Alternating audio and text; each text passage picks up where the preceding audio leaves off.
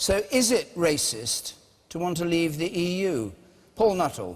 No, it's not at all, and I think this is really a window into the heart of the Labour Party that this was said. If you remember back at the general election in 2010, Gordon Brown said something very similar about Gillian Duffy when he called her a bigoted woman. And look, what we're saying, those of us who want to leave the European Union, is that we want to enter the globe once again, because at the moment we're tied into the slowest growing economic bloc on the planet. And it isn't racist to be concerned about immigration, because what we're talking about here is numbers. And the figures which were just released today in terms of employment are quite frightening. The fact that 5 out of 6 new jobs went to people who were not born here, we seem to be putting British people at the back of the queue. And indeed, we know from the ONS report last week that 800,000 people came from the European Union last year, even though the government statistics tell us it was only 257,000. We are basically under a deluge of people coming to this country, and what we need to do is to control our own borders. And it's not racist to say that you want to control your own borders, but the only way we will do that is by leaving the European Union on June the 23rd. And that figure you gave, 4 out of 5 new jobs... 5 out of 6. 5 out of 6, in fact, does include half of them are people who live here already and are British citizens, just happen to be born outside Britain.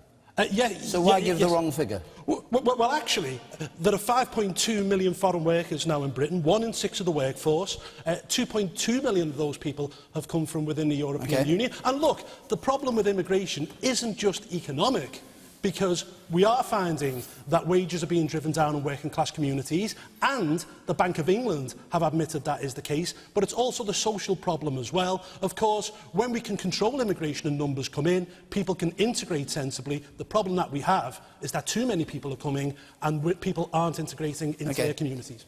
Do you know why there are so many black people in Toxteth? Because that is where they were taken as slaves, when Liverpool was a slave port. No, it wasn't. No, it wasn't.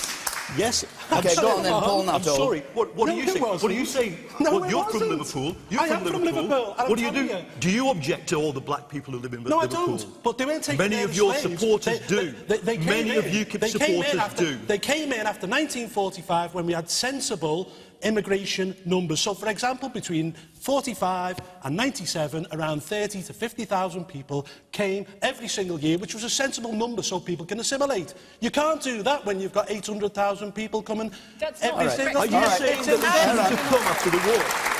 Tim Farron's turn, I think. Are you saying they shouldn't have come after the war? Yes, no, they should.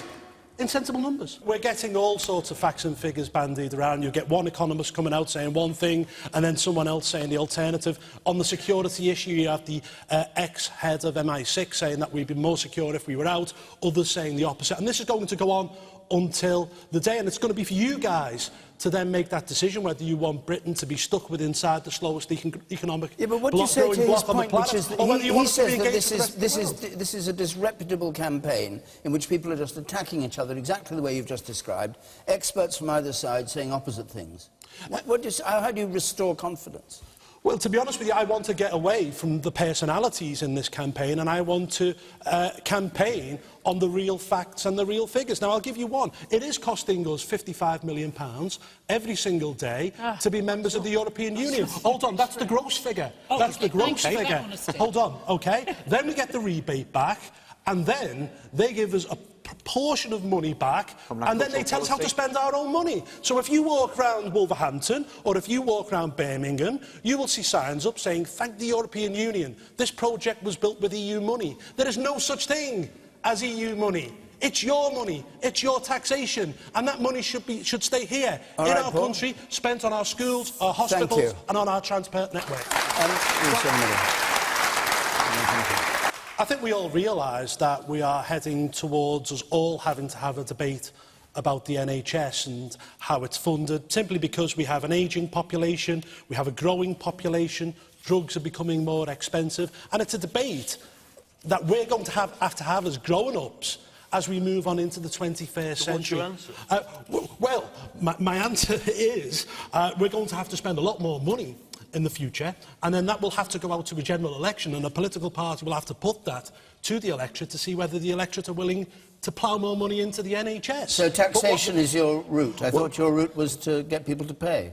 Well, individually. Well, the UKIP manifesto at last year's general election said that we will plough an extra £3 billion a year into the NHS. But I will say this, the biggest threat, immediate threat to the NHS, comes from the TTIP agreement, the Transatlantic Trade Investment Partnership, which the European Union is negotiating now with the United States. There's an article in it called the Investor-State Dispute Settlement, which will allow American corporations to sue the National Health Service if they do not get what they want. So, for example, at the moment, you've got Philip Morris suing the Australian government because the Australian government have harmed their profits by bringing in plain packaging. That could happen here in the NHS, and the only way we can ensure that we can protect the NHS is by voting to leave on June the 20th. Okay, hold on a second. Well, the cynic in me thought that this announcement by Michael Gove was a bit of a publicity stunt, but I am prepared to give him the benefit